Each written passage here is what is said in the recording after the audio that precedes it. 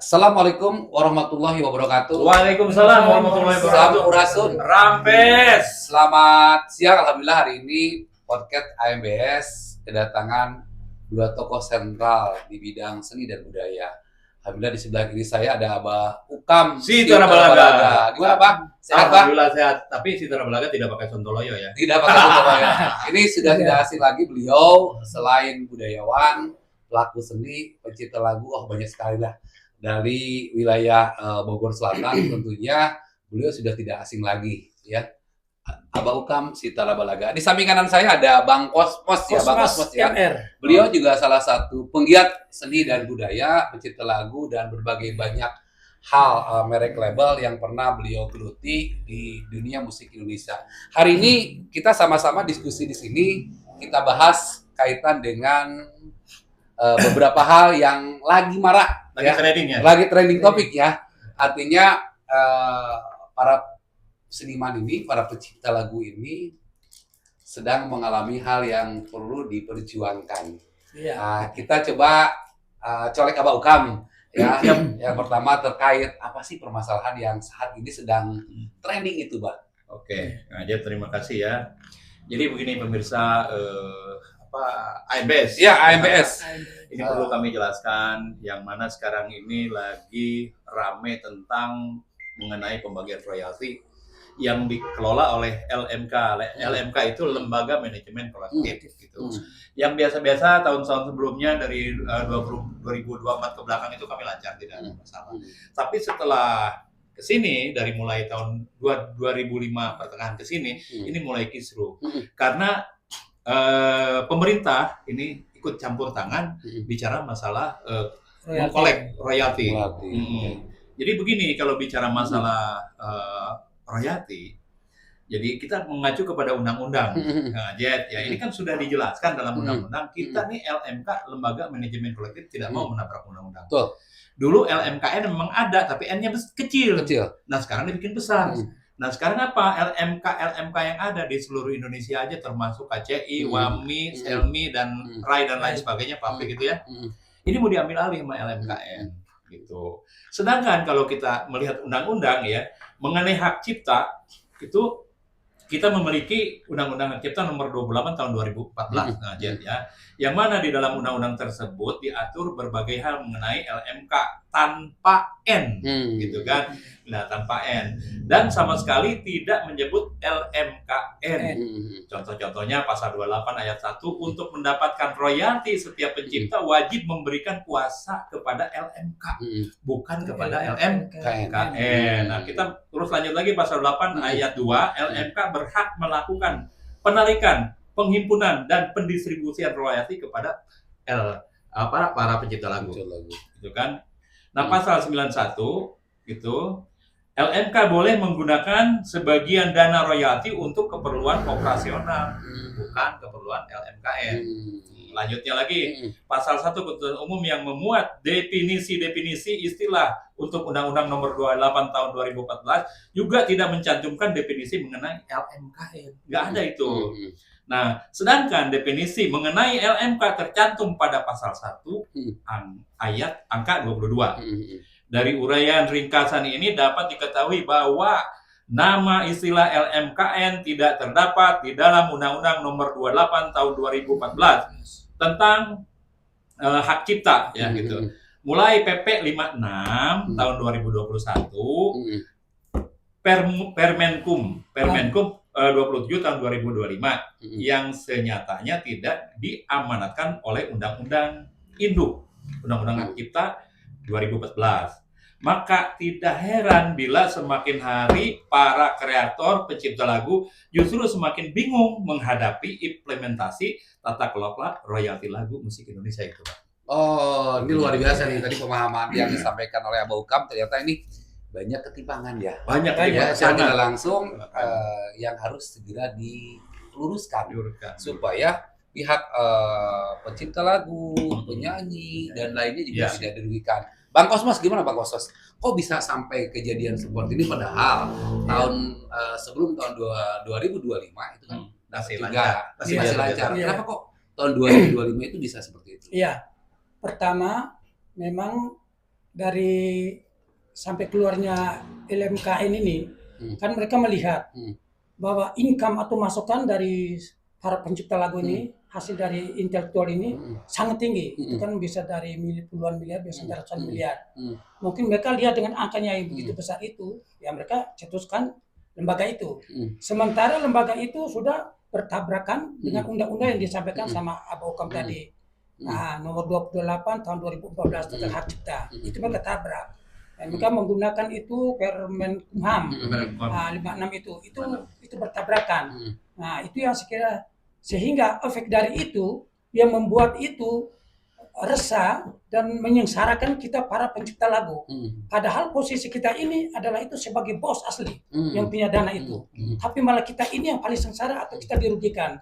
Karena ini memang sistem yang mereka bangun ini terlalu sangat mengerikan dan sangat merugikan bagi para pencipta lagu atau pelaku musik seluruh Indonesia.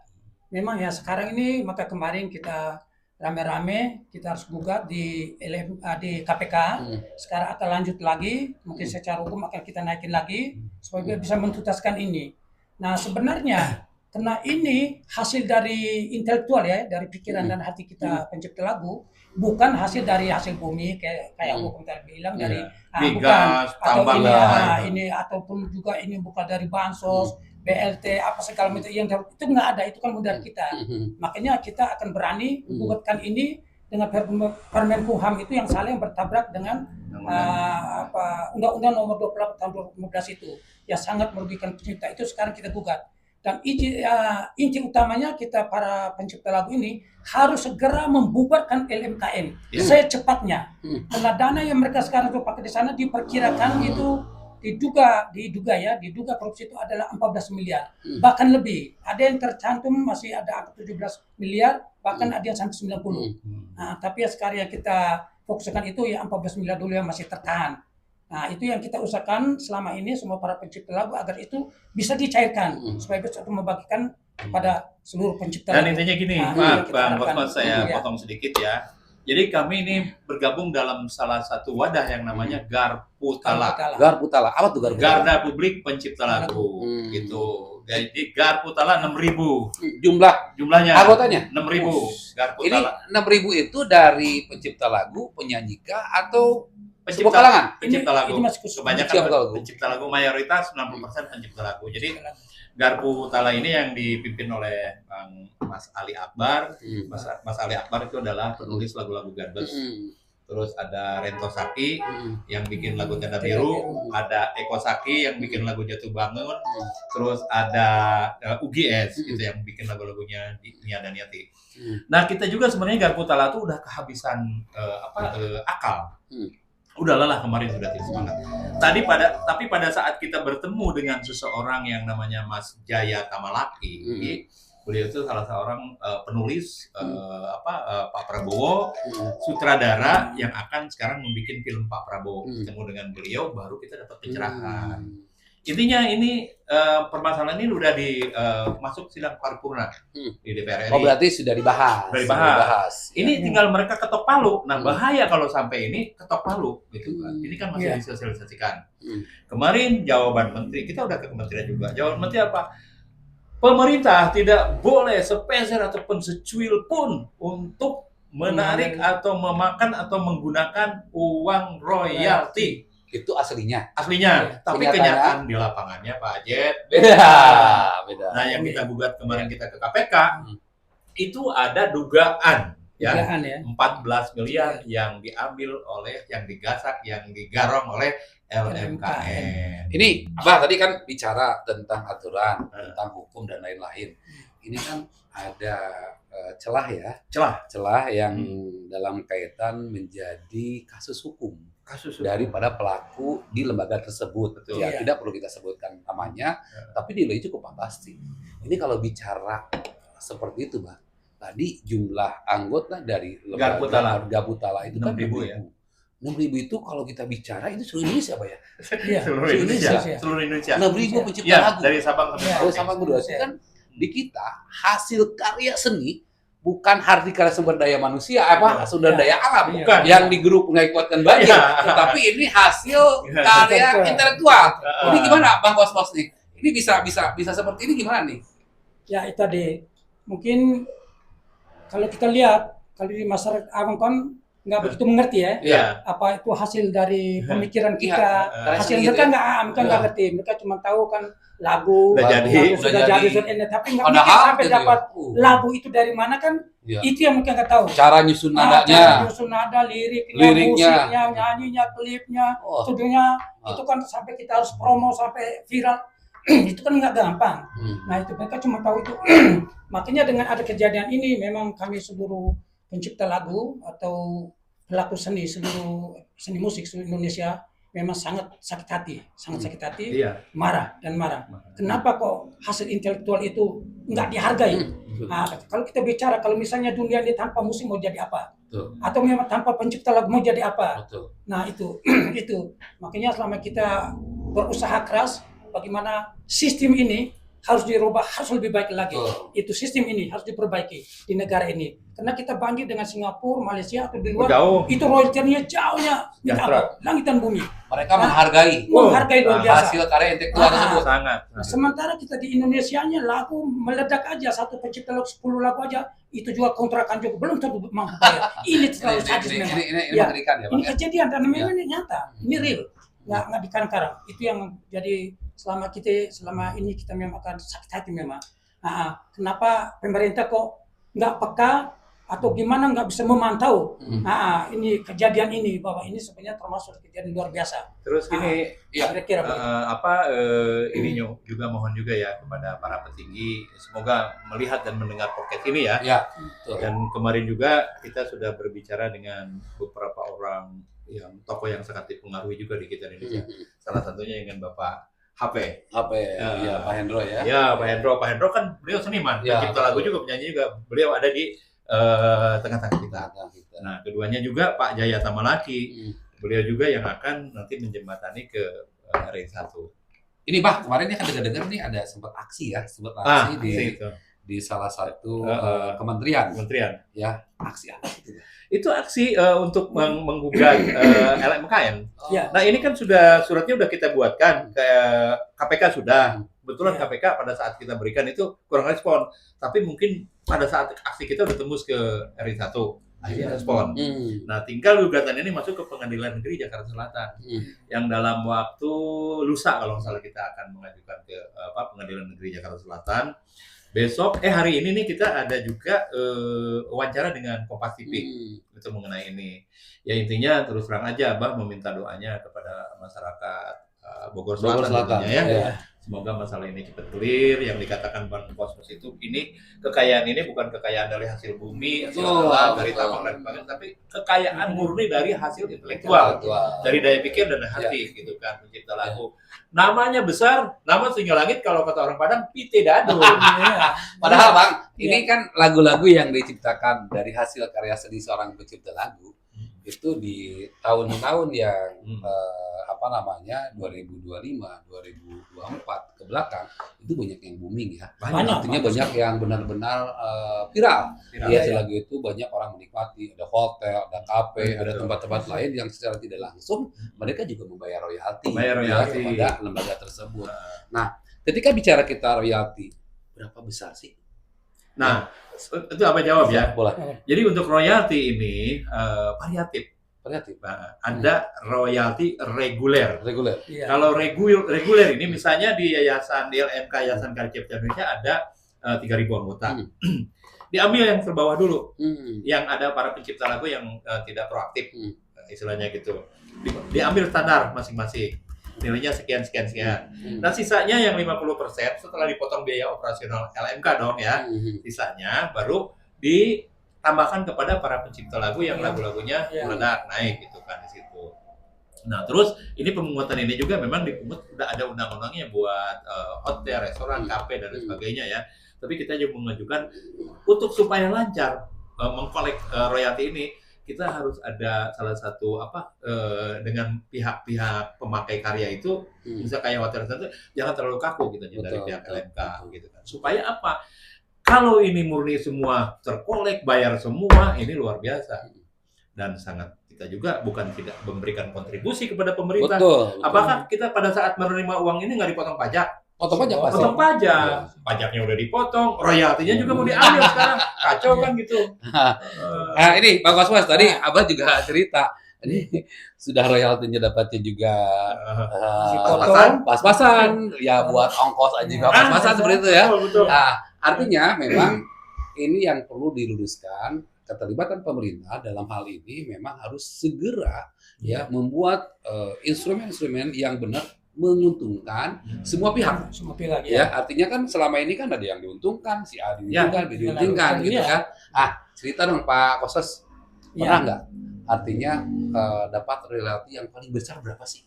Ya, kebenaran kan saya memang lagu sudah cukup banyak, tapi untuk dapat royalti yang sebesar kayak sudah viral, yang sudah top, kayak Bang Amin, Ivo, kayak Kang Dadang Ismana, atau kayak Benny Asar, tapi mereka kan sudah ini, Bang Obi mereka itu kan mereka sudah memang sudah istilahnya sudah top ya. Nah, kalau kita ini kan masih di bawah mereka. Jadi royalti itu paling besar ya masih angka 2 jutaan, 2 jutaan. Itu 1 tahun. Itu per 6 bulan. Jadi kalau untuk kelas Bang Amin Ivo, mereka sudah bisa viral dibawain di Riul gitu. Padahal kalau bicara lagu viral itu sebenarnya tidak seberapa ya. Kalau bicara per 6 bulan seperti tadi Bang Kosmas cerita kan seperti itu. Nih alangkah bodohnya kita ketika memang kita tidak bergerak dalam kaitan untuk semua merasakan apa yang sudah kita berikan kepada negara pun memberikan hal yang sama kepada pencipta lagu, pemusik, penyanyi dan lain-lain. Ada nggak kira-kira lagu Abah nih misalkan yang viral terus dipakai untuk salah satu film? Ada. Jadi kebetulan nih ya, maaf nih bukannya sombong ya. Kita pernah membuat salah satu lagu waktu itu pada saat itu dipakai buat scoring, theme song itu dipakai tapi di luar ya, bukan di sini. Judulnya One Love, itu tentang kemanusiaan. Itu kita bikin versinya dalam bahasa Inggris. Karena itu dibikin film maker, film festival dari 87 negara gitu. Nah, kebetulan lagu Abah itu setelah itu tuh difestivalkan, dilombakan, bukan filmnya aja, lagunya juga difestivalkan. Nah, info waktu zaman Pak Menterinya Pak Menpora Imam Nahrawi, gitu kan, lagu itu masuk di sekitar ada peserta 87 negara itu masuk di 20 besar. Tapi saya kan nggak percaya. Terus apa yang Abah dapatkan ketika lagu itu? Nah, itu masuk. Ntar dulu nih, gitu kan. Gitu. Abah kan nggak percaya. Bicara teknologi, apa dan sebagainya, kita ketinggalan jauh sama orang tua. Gitu kan. Nah, setelah dari 20 besar, info masuk 10 besar. Bener nggak ini? Setelah 10 besar, masuk juara ke-1. Aku, ini mah kayaknya nih, OAK nih.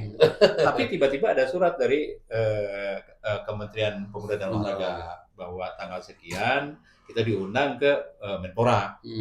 Akhirnya benar kan saya konfirmasi, tahunya benar. Yang didapatkan itu dari sana memang satu, kita adalah uang nilainya ya sekian gitu, nggak perlu saya jelaskan. Tapi ada juga, saya minta. Takut itu minta tuh. Buat terus pulang keluar. Dan ada juga ya satu buah sertifikat dari mereka itu. Artinya gini, bahwa karya-karya seniman kita juga bisa go internasional. Betul. Terutama untuk karya-karya lagu-lagu daerah. Betul. Di sana. Makanya kan kita lihat di medsos ya, lagu Mawar Bodas bisa go internasional. Betul. Domba Kuring gitu kan. Begitupun lagu Flores yang lagi viral Bola Bale. Bola Bale di sana itu sekarang juga. Terus gini nih, Jet, untuk itu juga kita nih dari Garpu Tala 6000 juga memohon dukungannya kepada AMBS ya. Siap. Di sini kan ada lembaga hukumnya juga. Betul. Tolong support kami, tolong bantu kami gitu kan. Ini mudah-mudahan aja ini ada salah satu penyelesaian yang memang baik ya. Dan satu hal juga Abah beritahukan ya. Kita barangkali ada teman-teman yang mau ikut berkarya, sekarang ada kesempatan. Apa tuh, Bang? Itu lomba sayembara lagu Ikro. Ikro itu yang mengadakan teras kebinekaan. Nah, teras kebinekaan kita ini sebenarnya bukan berupa religi, cuman kalau Ikro itu kan artinya baca, benar nggak? Tetapi kalau dalam arti kata yang luas, Ikro itu luas untuk semua kalangan, untuk semua agama, warna kulit dan lain sebagainya. Itu yang hadiahnya cukup fantastis. Berapa, Bang? Hadiahnya Satu untuk 10 besar 1 miliar. 1 miliar. Jadi seorang 100 juta. Jadi 10 besar 1 miliar. 1 miliar seorang. seorang. Luar biasa. Orang 100 juta. Dan untuk karya tulis, untuk karya tulis ilmiah itu mengenai teras kebinekaan, mengenai Bhinneka Tunggal Ika, itu juara pertamanya 7 miliar, juara kedua 5 miliar, dan juara ketiga 3 miliar. Itu untuk teman-teman boleh hubungi Pak Ajet atau langsung ke Abah yang mau ikutan, please. Terbuka. Iya, Terbuka. terbuka. Jadi ini memang alhamdulillah Iya. sambil kita diskusi tentang royalti dan lain-lain dan kasus hukumnya memang ini dilayangkan ya. Ya, Artinya terus diperjuangkan. Ini ngomong-ngomong kasus hukum, ada nggak yang dibidik, Pak? Siapa tuh yang dibidik? Yang dibidik. Yang dibidik saat ini ketika memang ini kasus hukumnya berjalan gitu tentang royalti ini. Ya, memang kalau kita bidik pertama ini kan tujuan fokus utama ini kan ke LMKN. LMKN. Itu Menteri sudah lah, kementerian. titik fokus udah ke situ. Nah, dari situ nanti ke menjalar ini ke menteri. Terutama yang memproduksi yang terlibat, yang membentuk itu ya. Membentuk itu, APP itu. Nah, itu tujuan hanya dua itu, pertama ke LMKN, baru ke menteri. Agar Itu sudah jelas itu. semua apa yang dipermasalahkan oleh para pencipta lagu itu terbayarkan. Oke, Itu luar saya biasa bilang. ini diskusi Ya. luar biasa walaupun secara tidak langsung saya tidak paham seni. Ya, tetapi memang ini luar biasa, ini Abah Ukam, Bang Kosmos, ini kan ada cerita terlibat nih. Abah sedang dalam satu proyek besar Ya, di insya Allah. salah satu tempat. Ini proyek apa nih, Bah? Ini lomba. Jadi ini kita ini lagi memasyarakatkan tentang bicara masalah Bhinneka Tunggal Ika. Untuk siapa? Untuk regenerasi kita ke depan. Yang mana bahwa kita ini adalah majemuk kan? Betul. Berbagai macam agama, suku, warna kulit, bahasa dan lain sebagainya. Makanya dengan adanya lomba cipta lagu Ikro ini, mari kita bersama-sama di sini. Di sini tidak ada ras, tidak ada agama, tidak ada warna kulit, semua sama kita. Kita semua saudara, gitu kan. Yang arti kata apa? Ukhuwah Pancasila. Itu. Ini, Bah, tadi cerita Abah sedang membuat proyek ya, artinya membangun sebuah lokasi yang nanti bisa untuk film. menjadikan ikon. Iya. Nah, ini gimana Pak cerita? Nah, ini kebetulan alhamdulillah di daerah Tapos Ciawi ini dekat Peternakan Sapi Pantau ini kita sedang membangun satu studio film terbesar se-Asia. Gitu. Yang memang peralatan-peralatannya juga memang kita hire dari luar semua. Sebenarnya SDM-nya yang keren di kita. Gitu kan. Nah, karena ini Mas Jaya Tamalaki melihat para SDM ini keren, gitu kan, akhirnya difasilitasi untuk peralatan. Film yang pertama itu adalah tentang kisahnya Bapak Prabowo Subianto. Itu judulnya Gen 8, terus semua ada 9 judul gitu, tapi kita bahas nggak usah ya banyak-banyak lah. Yang keduanya Inong Bale. Itu yang sedang kita garap sekarang. Nah, nanti insya Allah kalau kita juga dapat ridho jenazahnya Allah, kita launchingnya di Hollywood. Nah, nanti ini satu keuntungan buat masyarakat Bogor Selatan. Tuh, masyarakat Bogor Selatan ada keuntungan, lokasinya di Bogor Selatan ya. Lokasi Bogor Selatan di daerah Tapos. Nanti di sana juga akan dibangun UMKM gratis. Jadi buat para kreator untuk seniman, untuk budayawan kita siapin fasilitas sana. Karena mungkin di sana nanti akan ramai syuting, karena sekarang juga yang pertama ini artis-artis dari luar negeri, dari Amerika, dari Rusia, terus dari mana? Dari Cina, gitu, dari India sudah pada kontak dengan kita. Luar biasa. Ini top banget. Nih Bang Kosmos, sebelum kita tutup, harapan dari Bang Kosmos terkait apa yang sedang diperjuangkan. Ya, harapkan kita ini paling pertama bahwa sistem yang ada di Indonesia ini harus segera atau secepat mungkin dirubah. Ya. Karena sistem ini yang membuat sengsara bagi kita para pelaku musik. Itu asli sistem yang paling fatal pertama. Kedua, bagi juga ya lembaga-lembaga contoh kayak LMKN, kalau mereka yang nggak ada urusan atau nggak ada kepentingan di situ, itu harus dibubarkan, jangan dijalankan. Ketiga, mungkin para menteri yang terkait kalau bisa jangan menabrak undang-undang yang sudah terdahulu, yaitu Undang-Undang Nomor 8 Tahun 2014 itu aja. Dan tujuan yang terakhir bagaimana kita para pencipta lagu ini atau para pelaku seni musik ini harus hidup sejahtera sebagaimana mestinya seperti yang lain. Ya. Itu harapan yang paling yang paling kita cita-citakan selama ini. Terima kasih. Harapan Abah semoga para inisiator Garputala 6000 yang dipimpin oleh Ali Akbar, Mas Ali Akbar, Haji Angga Widodo, terus Rento Saki, Eko Saki, Ugi Utari, dan disupport penuh oleh Mas Jaya Tamalaki. mudah-mudahan semangatnya tidak kendor gitu. Karena yang dibahas sama Bang Mosfa kan tujuannya ke situ. Gitu. Nah, ini para inisiator ini yang sangat bergerak yang luar biasa dan dukungan juga dari Bapak HP. Ya, gitu dukungan kan. dari biasa. AMBS ya. Semoga saling mendukung lah. Oke, podcast AMBS hari ini luar biasa. Abah Ukam, Bang Kosmas membahas berbagai isu permasalahan yang viral saat ini menjadi trending topik di jagat dunia permusikan yang ada di Indonesia, sehingga memang ini menjadi bagian terpenting yang harus diperjuangkan. Pemerintah harus hadir penuh menjadi pembagi bagi para pencipta lagu, penyanyi agar win-win solution. Podcast AMBS. Assalamualaikum warahmatullahi wabarakatuh. Sampurasun. Waalaikumsalam, Rampes.